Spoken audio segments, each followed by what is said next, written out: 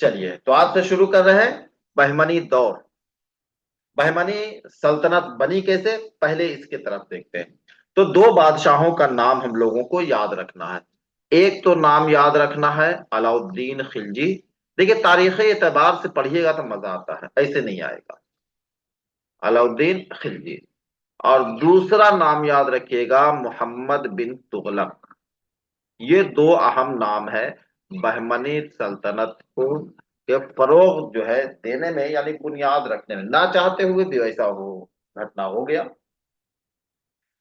अब कहानी कुछ इस तरीके से है कि जितने भी लोग आए बाहर से, जितने भी डायनेस्टी मेडिवल हिस्ट्री में आप देख रहे हैं, मैंने जो पढ़ाया था, बहलोल लोदी वगैरह जो भी हो, उन लोगों ने जो हिंदुस्तान पे हमला किया था वो ऊपर के हिस्से से आ रहे थे, क्योंकि नीचे से पूरा दरिया ही दरिया है। नीचे से कहाँ हमला हुआ था, ऊपर के हिस्से से आ रहे थे, पंजाब वगैरह सिंध वगैरह का इलाका थे, लाहौर वगैरह को फतह करते हुए। और अपना जो मरकज जो बना, दारुल सल्तनत राजधानी जो बना रहे थे, वो दिल्ली बना रहे थे, कि दिल्ली ही असल मरकज था। तो अलाउद्दीन खिलजी तक कोई भी ऐसा बादशाह नहीं आया था या हुक्मरान नहीं आया था जो कि दक्कन की तरफ कूच करता हो। जितने लोग थे सब दिल्ली तक ऊपर ही तक थे। दक्कन की तरफ किसी ने हिम्मत नहीं की थी, या दक्कन की तरफ किसी ने उस तरफ जो है सोचा नहीं था। और दक्कन वालों में ये थोड़ी सी खूबी थी वो, कि वो किसी के अंडर में रहना पसंद नहीं करते। अगर उस पे कोई, अगर कौम अगर जबरदस्ती उस पे मुसल्लत हो जाती थी, तो उनकी कोशिश होती थी फौरन बागी बन जाना, उसको हटा देना, फिर जो है आजाद हो जाना, खुद मुख्तार होना। पहली दफा अलाउद्दीन खिलजी जो है 1297, कहीं पर 1299 आता है, डेट के चक्कर में मत पड़िएगा। अलाउद्दीन खिलजी जो है ये गुजरात को फतह करते हैं। अब यहां से बात समझ में आ रहा है, गुजरात अलाउद्दीन खिलजी के जो आपका ये है, इनके साथ में फौज में कौन है? तुर्की बोलने वाले हैं, फारसी बोलने वाले हैं, अरबी बोलने वाले, तीन चार तरीके की जबानें बोलने वाले हैं। और कहाँ आ रहे हैं? गुजरात आ रहे हैं। तो ऐसा तो है नहीं कि इंसान जाए और उसके बाद जबान को छोड़ कर जाए, जबान तो साथ जाएगी। तो वो जबान भी जा रही है, देखिए गुजरात की तरफ जा रही है। अब जो है गुजरात फतह करते हुए ये जो है दक्कन के मुहिम पर आते हैं, दक्कन पूरा नीचे का हिस्सा। और 1310 तक सारे दक्कन और मालवा को फतह कर कर दिल्ली सल्तनत में शामिल कर लेते हैं। ठीक है, इन्होंने किया। यानी 1310 तक पूरे दक्कन और मालवा को फतह कर लेते हैं। अब देखिए जब दारुल सल्तनत यहाँ है, आपको यानी बादशाह कहाँ? दिल्ली में है। और फतह कहाँ तक कर रहे हैं? दक्कन तक कर रहे हैं। तो आना जाना तो आसान हो गया ना, अब तो कोई रुकावट नहीं है, तो लोग आ रहे हैं जा रहे हैं, तिजारत भी हो रही है। तो लोगों को आना जाना मेल मिलाप यहां से शुरू हुआ। अब चूंकि ये इलाका दिल्ली से बहुत दूर पड़ता था, तो इसका निजाम भी देखना था, सही से हुकूमत भी चलानी थी। और सबसे ज्यादा जो फिक्र थी मालगुजारी की थी, टैक्स की। क्योंकि हुकूमत तो चलेगी टैक्स से, राजा को मतलब था टैक्स से। तो इस टैक्स को आप पूरे इंतजाम को, पूरे निजाम को चलाने के लिए इन्होंने एक बेहतरीन निजाम बनाया। और इन्होंने क्या किया कि 100 गांव को अलग अलग हिस्सों में डिवाइड किया। यानी 100 गांव का ये इतना, 100 गांव, और हर एक 100 गांव पे एक जो है उसको हेड मुकर्रर किया, अमीर को मुकर्रर किया। 100 गांव एक अमीर, 100 गांव एक अमीर, 100 गांव एक अमीर, इस तरीके से। अब जो है 100 गांव पे बांटने के बाद उसमें से भी एक हेड जो है, एक और जो है अमीरों का अमीर बनाया, जिसको कहा गया अमीरान सिद्दा। सिद्दा कैसे? 100 को होता, यानी 100 का जो है एक अमीर बना दिया गया। अब उनका काम क्या था? पूरा का पूरा सारे जो है इलाका का, दक्कन का इंतजाम को देखना, और वहां से टैक्स कलेक्ट करके बादशाह तक पहुंचाना, यही काम था। ठीक है। ये अब देखिए, यहां से लोग जा रहे हैं कहाँ? दिल्ली जाएंगे, दिल्ली से लोग यहाँ आएंगे, तिजारत भी हो रही है। तो सारा कुछ आवागमन यहाँ से हो रहा है, तो जबानें भी इधर से उधर आ रही है, तहजीब कल्चर सब कुछ है। अब यार देखिए, थोड़ा टेक्स्ट दिए, इन्हीं चीजों को आपको पढ़ के क्या है दिमाग में सिर्फ बैठाना है, लाइन बाय लाइन रटने की कोशिश नहीं कीजिएगा। देखिए ये इलाका दूर पड़ता था, इसलिए अलाउद्दीन खिलजी ने इन मفتوحہ علاقوں کے انتظام و انصرام کو बेहतर मुयसर बनाने के लिए गुजरात से लेकर दक्कन तक सारे इलाके को 100-100 गांवों में तकसीम करके इंतजामी हलके बना दिए। हर हलके पर एक तुर्क अफसर जो शिमाल से भेजा गया था मुकर्रर किया। ये तुर्क अफसर अमीर सिद्दा कहलाता था। अब ये तो बड़ी अच्छी चीज नजर आ रही है, लेकिन इसमें एक नेगेटिव पॉइंट भी याद रखिएगा। नेगेटिव पॉइंट क्या था कि अमीर जो अमीर बना रहे हैं वो क्या है, तुर्क अफसर बना रहे हैं। तो तुर्क की जबान अलग, तुर्क के कल्चर अलग, और अगर आपका घर हो और आपके घर पे दूसरे लोग अगर आ जाएं और वो आपको घर के चलाने लगे, चाहे वो जितना स्मार्ट हो, जितना अखलाक का अच्छा हो, आप उसे बर्दाश्त करेंगे? नहीं करेंगे बर्दाश्त। तो तुर्क वहां आए हुए थे, लेकिन मकामी लोग रह तो रहे थे क्योंकि वो जो है शिकस्त खाए हुए थे, लेकिन इन्होंने जो है कभी बर्दाश्त नहीं किया। और क्या है, आ कहां से रहे थे? शिमाल वाले से आ रहे थे। तो एक तो तुर्क से नफरत बढ़ी और दूसरा शिमाल वाले से नफरत बढ़ रही है। इसीलिए आगे जाके देखिएगा सारा सारा सिस्टम दक्कन का बिल्कुल अलग है शिमाल से। अब देखिए अमीरान सिद्दा इन हलकों के हकीकी हुक्मरान थे। अब तो ये पूरा निजाम बना दिया, लेकिन अलाउद्दीन खिलजी के जो है इनकी हुक्मरानी जब खत्म होती है, जवाल होता है, तो फिर एक बादशाह आते हैं जिनका नाम है मोहम्मद बिन तुगलक। तुगलक भी जब दिल्ली सल्तनत पे आए तो इनको जो है, जब ये आए तो फिर दक्कन वाले क्या है, बगावत करना शुरू किया। वहां दबा रहे हैं तो यहाँ बगावत, यहाँ बगावत को दबा रहे हैं तो वहां बगावत, को वो टैक्स नहीं दे रहा, कोई ये टैक्स नहीं दे रहा। तुगलक साहब ने कहा कि ऐसा है कि क्यों ना बेहतर हो कि जो दिल्ली में मेरा जो सल्तनत है, राजधानी है, इसको उठा के हम कहा, दौलताबाद लेके चलाए, दक्कन लेके चलाए।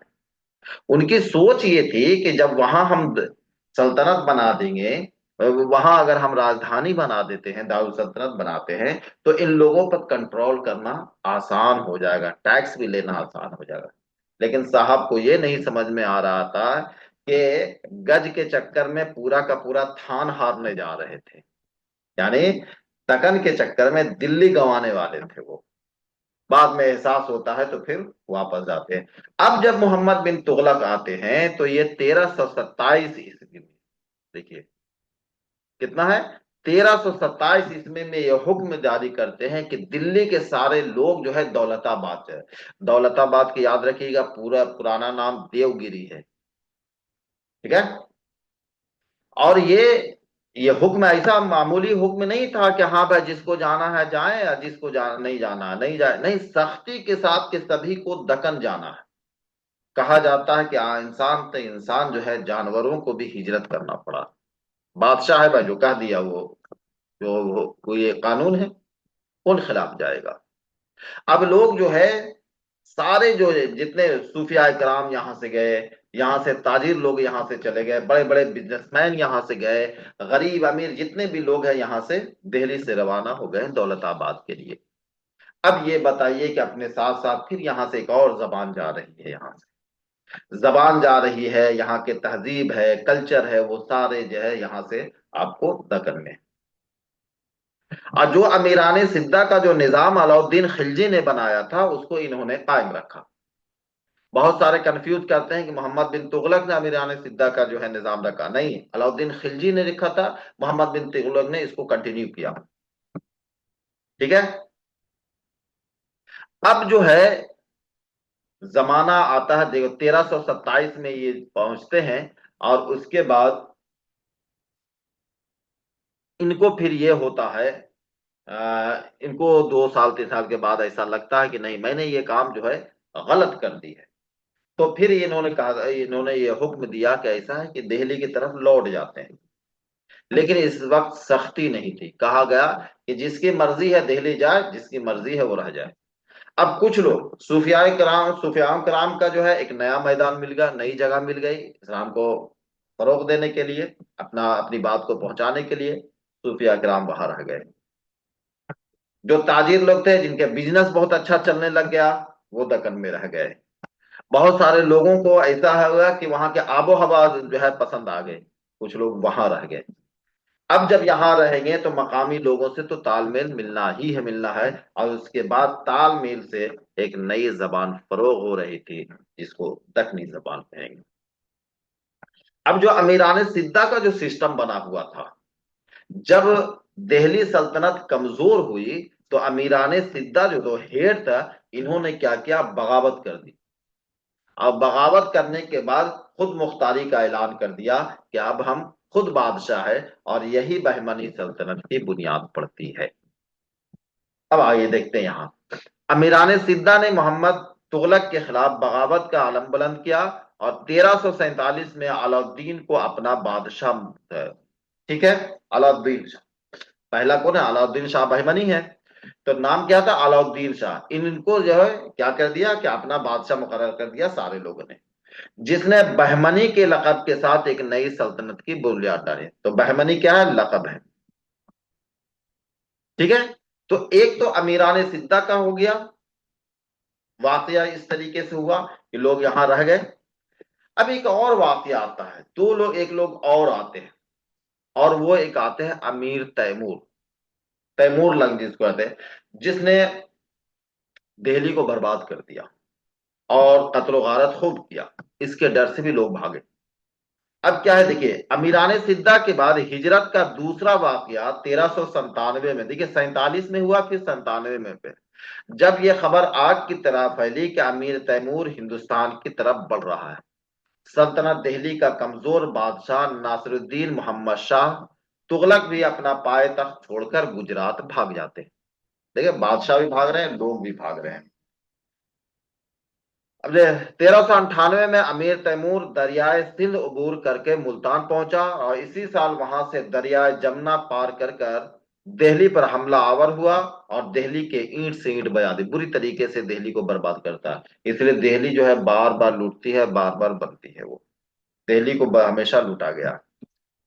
اب کہتے ہیں اسی زمانے میں فیروز شاہ بہمنی، اس نام کو یاد رکھیے گا، فیروز شاہ بہمنی جو ہے سب سے بہمنی دور کا سب سے اچھا بادشاہ ہے، جہاں کا بادشاہت کا نظام بھی بہت اچھا سے چلا ہے، اور اردو کا فروغ بھی یہاں سے پایا ہے، یعنی ادب کا فروغ یہاں سے شروع ہوا ہے۔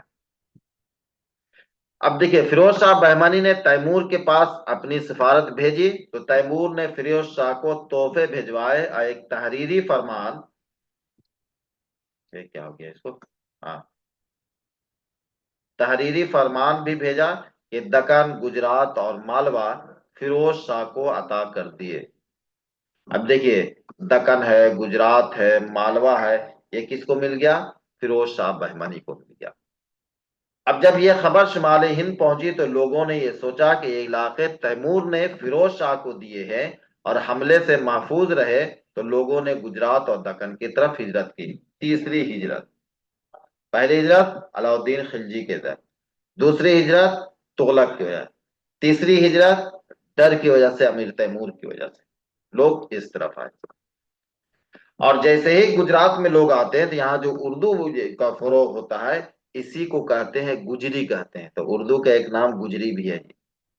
سب سے پہلے اردو زبان ادبی سطح پر اپنی روایت بناتی ہے، ہمیں گجرات میں نوازا، دیکھیے شمال ہند میں بھی جو ہے یہ زبان، ادب، اس زبان میں ادب نہیں لکھا جا رہا تھا۔ سب سے پہلے اگر ادب کہیں لکھا جا رہا ہے، یا یہ زبان جو ہے ادبی زبان جو بن رہی ہے، وہ دراصل گجرات میں ادبی زبان بن رہی ہے، ٹھیک ہے، باقی اس سے پہلے ہم لوگ ابھی تک نہیں دیکھے تھے۔ اب دیکھیے گجرات میں اردو روایت کا آغاز ہوا، تو اس وقت ایک طرف فارسی اور دوسری طرف سنسکرت ادب و زبان کی روایت تھی۔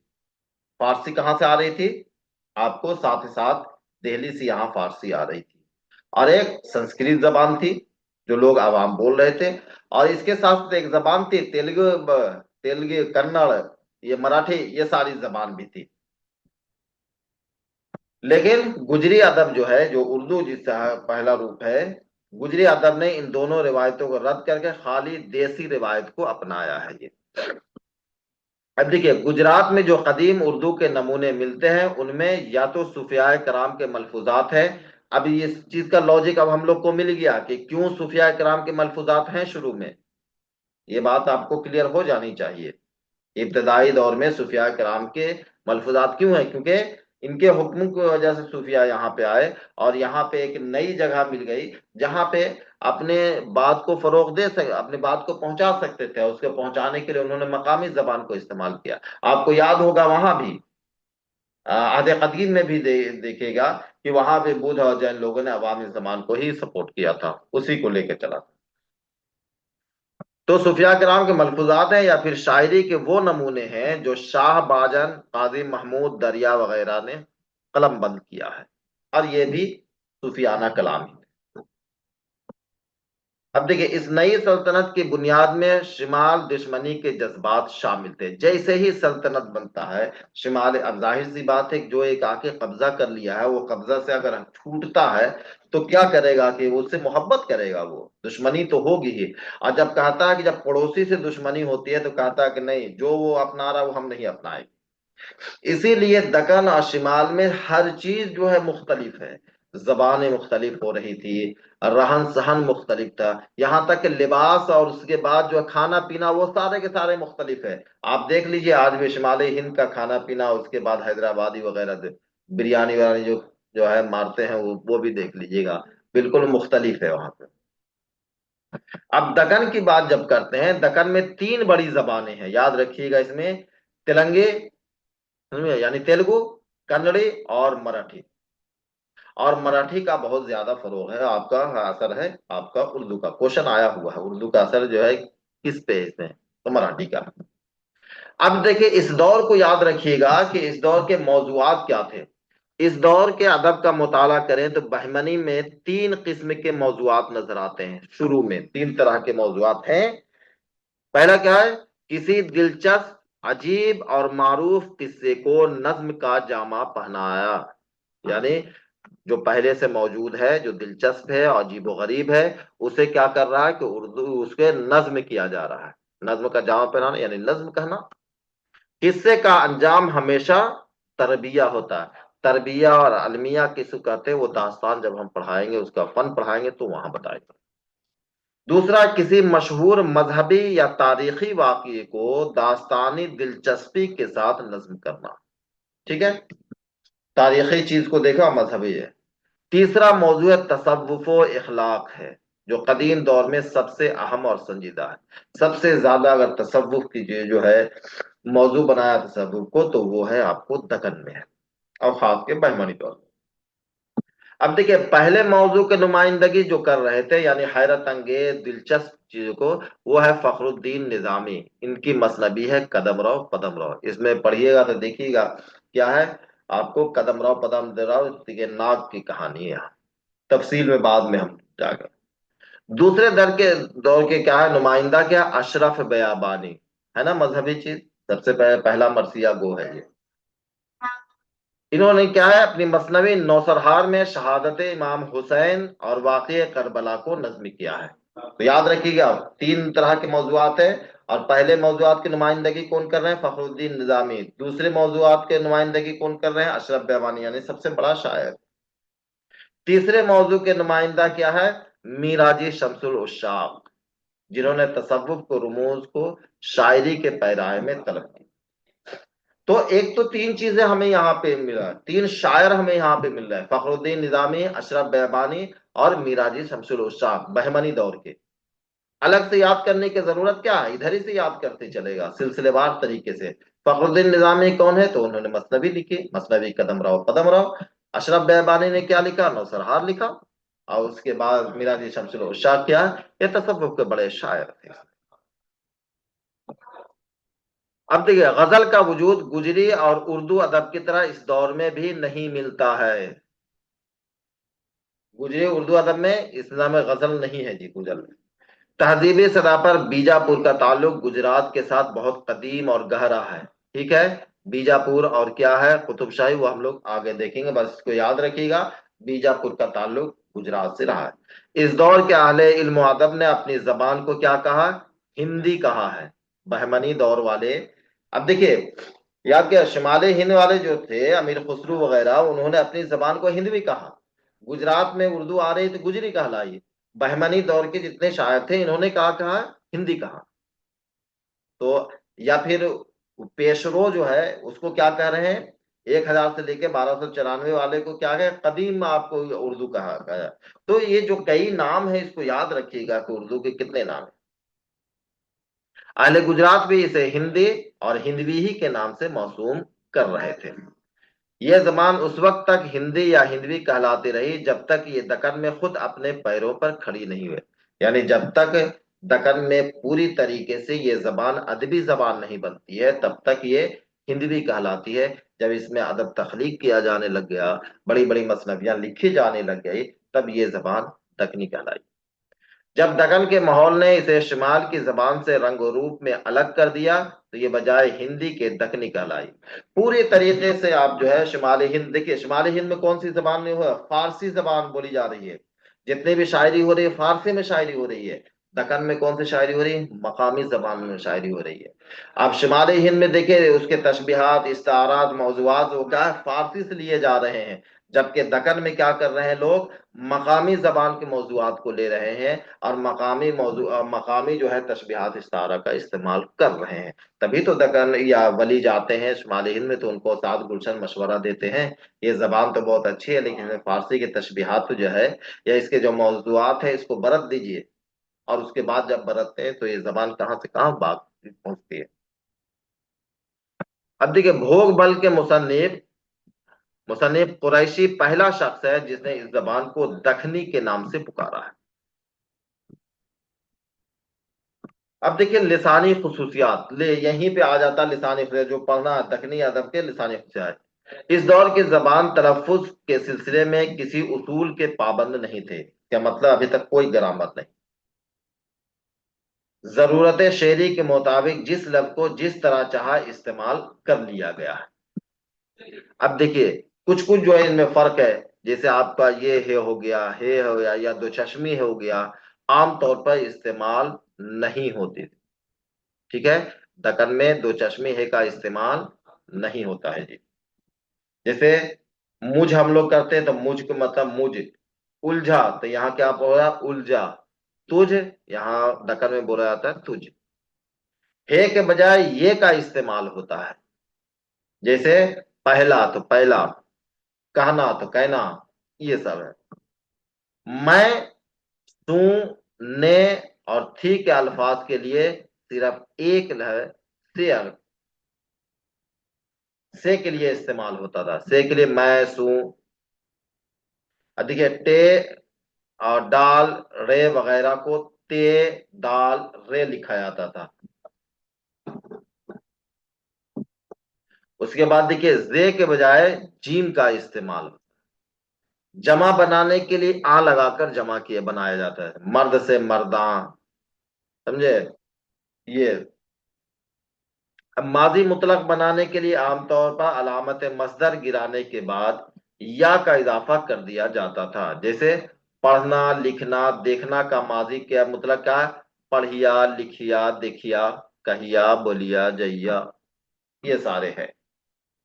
अब देखिए वो अल्फाज जिनमें दो जो है टे आती है उनमें पहले टे को ते से बदल दिया जाता है।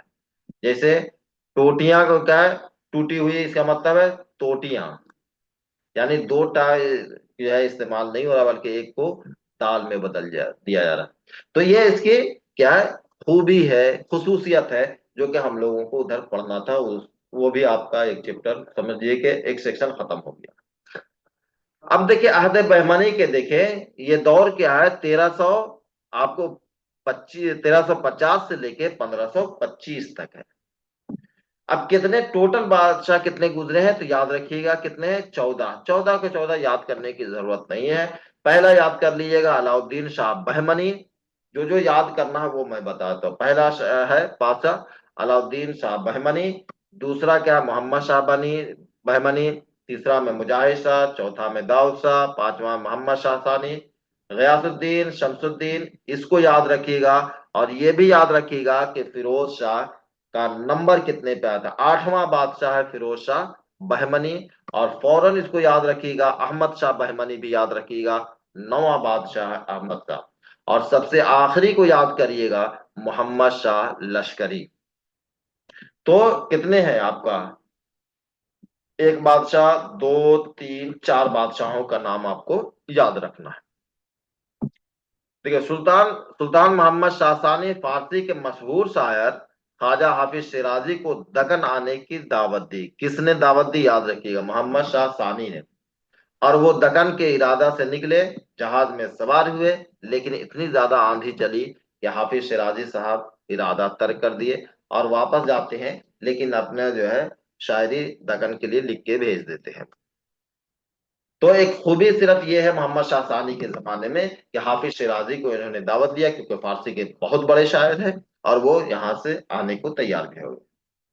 اس خاندان کے حکمرانوں میں فیروز شاہ بہمنی علم و فضل اور شعر و سخن کے علاوہ قومی تمدن کو رائج کرنے میں اسی طرح مشہور ہوا جس طرح بعد کے زمانے میں اکبر اور محمد قلی قطب شاہ اور ابراہیم عادل شاہ ثانی مشہور ہوئے. اب دیکھیے اس میں کیا ہے، اگر مغل سلطنت میں دیکھا جائے تو اکبر سب سے بڑا بادشاہ، قطب شاہی عہد میں دیکھا جائے تو محمد قلی قطب شاہ سب سے بڑا بادشاہ اور اچھا بادشاہ علم و ادب کے لیے بھی. اور عادل شاہی حکومت میں دیکھیے گا تو ابراہیم عادل شاہ ثانی. اور تینوں ایک دوسرے کا ہم عصر ہیں، کنٹمپروری ہے، یہ بھی یاد رکھیے گا. فیروز شاہ بہمنی کے عہد سے ہی اردو نثر و نظم کا پتہ چلتا ہے. اب یہ دیکھیے ان کا جو ہے اس دور میں جو شاعر گزرے ہیں یہ نام ہے: سید محمد حسین خواجہ بندہ نواز گیسودراز، عبداللہ حسینی، نظامی بیدری، مشتاق، لطفی، فیروز، اشرف بیابانی. یہ سارے لوگ ہیں جو کہ اس عہد میں گزرے ہیں، جس میں تین بڑے نام آتے ہیں. ایک تو یہ نام آ رہے ہیں سید محمد حسینی خواجہ بندہ نواز گیسودراز صاحب. ابھی صرف اور صرف نام یاد کرتے چلیے اور انہوں نے کیا لکھا ہے وہی صرف یاد کیجیے گا. بہت زیادہ آپ جو ہے ڈیٹیل میں ابھی نہیں جائیے گا. انہوں نے جو لکھا ہے وہ میراج العاشقین لکھا ہے، صرف اتنا ہی ابھی یاد ہے. اس کو پھر سے دوبارہ ہم چلیں گے تخلیق میں، ٹھیک ہے.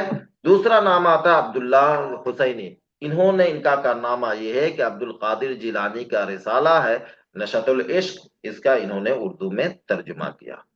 سب سے اہم نام اس میں آتا ہے فخر الدین نظامی بیدری آتا ہے، اور انہوں نے جو ہے لکھا ہے کیا؟ مثنوی قدم راؤ پدم راؤ. مثنوی قدم راؤ کو بہت ڈیٹیل میں پڑھیں گے اس لیے یہاں پہ چھوڑ رہے ہیں. فیروز کیا ہے؟ فیروز کا مثنوی ہے توصیف نامہ میران محی الدین. اب اس کو آپ یاد کریے یا نہ کریے، خالی نام یاد کر لیجیے کافی ہے. میرا جی شمس العشاق، ان میں دیکھیے گا اس میں یہ سب کا زیادہ ضرورت نہیں ہوتی ہے کہ کب پیدا ہوئے. ہاں، ان کے حیات میں بہمنی سلطنت انتشار کے شکار ہو چکی تھی، اس کو یاد رکھیے گا. یعنی آخری جو ہے شاعر ہے میرا جی شمس العشاق. میرا جی کی زندگی میں ہی بیجاپور میں عادل شاہی سلطنت وجود میں آ چکی تھی. میرا جی کا موضوع کیا ہے؟ تصوف ہے. ان کی چار طویل نظمیں ہیں: خوشنامہ، خوشنظم، شہادت التحقیق اور مغز مرغوب. شرح مرغوب القلوب کیا ہے؟ نثر میں ایک رسالہ ہے. شرح مرغوب القلوب ان کی نثری کتاب ہے. اچھا، اس میں کیا ہے؟ ٹوٹل 10 باب ہے. اس کے بعد جل ترنگ اور گلباب، دو کتابیں ان سے منسوب ہے لیکن یہ ابھی تک تحقیق طلب ہے. اب دیکھیے سب سے اس کے بعد ایک آتے ہیں اشرف بیابانی.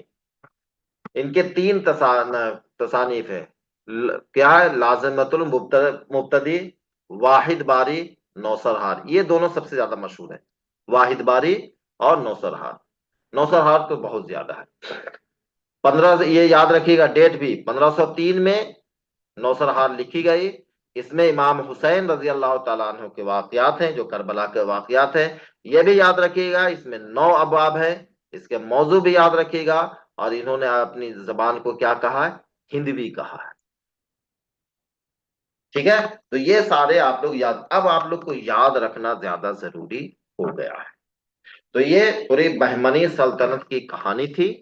باقی بہمنی سلطنت میں ایک جو ہے قدم راؤ پدم راؤ، اس کو پھر سے ہم لوگ لے چلیں گے جب پوری مثنوی اور داستان کی بات ہوگی. ابھی صرف تاریخ چل رہے ہیں. تو آج کے لیے اتنا ہی ہے. باقی اگر کچھ کہنا ہے تو اب آپ ہم سے بات کر سکتے ہیں، پوچھ سکتے ہیں.